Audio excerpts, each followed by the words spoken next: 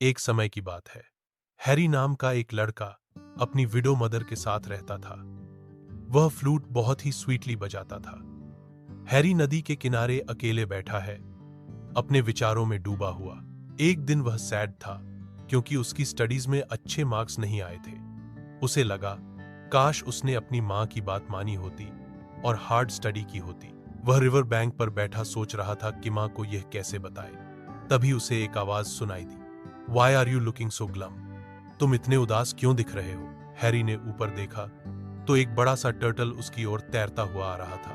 Harry ने अपनी पूरी प्रॉब्लम उसे बता दी और कहा, मैंने सोच लिया है कि मैं अपनी रिपोर्ट कार्ड माँ को नहीं दिखाऊंगा। टर्टल बोला, दैट्स नॉट राइट। तुम्हें अपनी माँ को सच बताना चाहिए और प्रॉमिस करना चाहिए कि नेक्स्ट टाइम तुम बेटर करोगे। It is never too late to mend your ways. अपनी राह सुधारने में कभी देर नहीं होती। फिर टर्टल मुस्कुराया और बोला, डोंट वरी, मैं एक मैजिकल टर्टल हूं। मैं तुम्हारी स्टडीज में हेल्प करूंगा, but only if you play the flute for me every evening. यह सुनकर हैरी खुश हो गया। उसने वादा किया कि वह रोज रिवर पर आएगा। धीरे धीरे हैरी और जादुई टर्टल हमेशा के लिए अच्छे फ्रेंड्स बन गए। माँ उसे आश्वासन देती हैं, ओ हैरी, मैं नाराज नहीं हूं। मुझे पता है कि तुमने अपना बेस्ट किया और बस यही मायने रखता है। मुझे यकीन है कि तुम अगली बार बेहतर करोगे। विली द गूस अपनी माँ के साथ रहता था। वह बहुत बहुत लेजी था। एक ब्राइट सनी डे विली ने सोचा कि वह वॉक पर जाएगा। उसने अपनी स्मार्ट न्यू कैप और शूज पहने और निकल पड़ा। जैसा हमेशा होता था, उसके शू लेसेस खुले हुए थे। हर स्ट्रीट कॉर्नर पर कोई ना कोई उसे कहता, Willy, tie your shoe laces, it is undone. लेकिन विली द गूस ऐसे दिखाता जैसे उसने सुना ही नहीं। अपनी कैप को आंखों पर स्टाइलिश तरीके से खींचकर वह खुले हुए शूलेसेस के साथ चलता रहा। विली पहाड़ी से उतरता है, अपने पैरों के नीचे छिपे खतरे से अनजान। हिल से नीचे उतरते समय विली अपने ही शूलेसेस में उलझकर गिर पड़ा। Rumble tumble splash, rumble tumble splash. Willy लुढ़कता हुआ नीचे जाकर गंदे पॉन्ड में गिरा।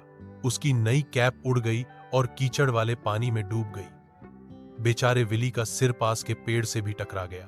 अपनी रूइंड कैप उठाकर विली रोता धोता घर पहुंचा और मां से बोला। मां ने कहा, अब देखो विली, अगर तुमने हमारी बात मानी होती तो तुम्हें चोट नहीं लगती। सिली विली ने अपना लेसन सीख लिया। अब वह हर सिंगल डे अपने शू लेसेस अच्छी तरह से बांधता है। एक बार की बात है, बर्ड्स ने स्काई में एक बड़ी पार्टी रखी। जंगल के सारे बर्ड्स बहुत हैप्पी और एक्साइटेड थे, लेकिन बेचारे एनिमल्स जेलस और सैड थे क्योंकि वे उड़कर स्काई तक नहीं जा सकते थे। लेकिन एक छोटा सा टोड बहुत क्लेवर था। उसने सोचा, मैं भी इस पार्टी में जाऊंगा। जब सारे बर्ड्स जाने लगे तो टोड चुपके से वल्चर की गिटार में छुप गया। स्काई में खूब जोरों शोरों से बर्ड्स की पार्टी चल रही थी।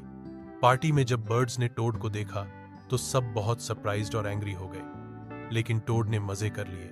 जब पार्टी खत्म हुई तो टोड फिर से क्वाइटली वल्चर की गिटार में कूद गया, लेकिन इस बार वल्चर को लगा गिटार हैवी हो गई है।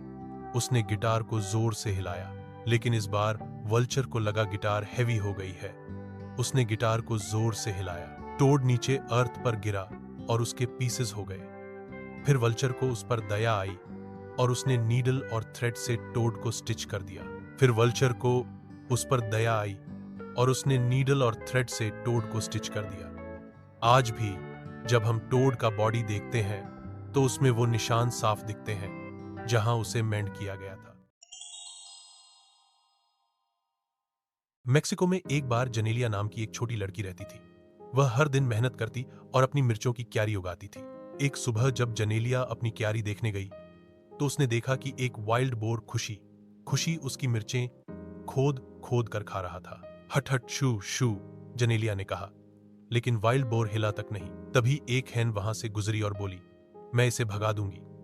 लेकिन वाइल्ड बोर ने उसे अपनी थूथन से जोर का धक्का दिया और भगा दिया। फिर एक डॉग आया और वाइल्ड बोर को डराने की कोशिश की, लेकिन वाइल्ड बोर और भी ज्यादा खूंखार निकला और डॉग को डराकर भगा दिया। इसके बाद एक बुल आया जिसे अपनी ताकत पर बड़ा घमंड था। उसने भी वाइल्ड बोर को भगाने की कोशिश की, पर वाइल्ड बोर उससे भी ताकतवर निकला और बुल को भागना पड़ा। जेनेलिया बेबस होकर देखती है क्योंकि उसकी उम्मीदों को रोंदा जा रहा था। उसकी आंखों में निराशा के आंसू थे। तभी एक बम्बलबी भिनभिनाती हुई आई और बोली, छोटी लड़की, रो मत, मुझे कोशिश करने दो। यह सुनकर वाइल्ड बोर जोर जोर से हंसने लगा। वह भूल गया कि बम्बलबी डंक भी मारते हैं। आह आह! वाइल्ड बोर दर्द से चिल्लाया। जब बम्बलबी ने उसे डंक मारा, वह भागा और बहुत दूर चला गया। जेनेलिया ने बम्बलबी का धन्यवाद किया। उस दिन के बाद से छोटी मैक्सिकन लड़की और नन्ही बम्बलबी अच्छे दोस्त बन गए। बहुत समय पहले सूरज ने एक क्रो से कहा कि वह एक रूबी लाल मणि, जिसे उसने एक सिल्कन बैग रेशमी थैली में रखा था, उसकी प्रिय धरती पर रहने वाली एक प्रिंसेस तक पहुंचा दे। जब क्रो गांव के ऊपर से उड़ रहा था तो उसे भूख महसूस हुई। उसने सोचा कि थोड़ा रुककर कुछ खा लेता हूं। भूख से प्रेरित कौवा रुकता है, थोड़ी राहत चाहता है। उसने सिल्कन बैग को एक पेड़ की ब्रांच पर टांग दिया और खाने की तलाश करने उड़ गया। पेड़ की छाया के नीचे एक व्यापारी सतर्क आंखों से इलाके की जांच करता है। उसी बीच उसने उस बैग को देखा। उसने चुपके से रूबी निकाल ली और अपनी जेब में रख ली, और बैग में उसने सिर्फ कचरा डाल दिया। जब क्रो वह बैग लेकर प्रिंसेस के पास पहुंचा, प्रिंसेस थैला खोलती है और उसने देखा। उसमें कचरा देखकर प्रिंसेस बहुत गुस्सा और नाराज हो गई। बाद में जब सूरज को यह सब पता चला तो वह इतना क्रोधित हुआ कि उसकी जलती हुई किरणों ने क्रो के सारे पंख जला दिए और वे ब्लैक हो गए। तब से आज तक all crows are born with black feathers.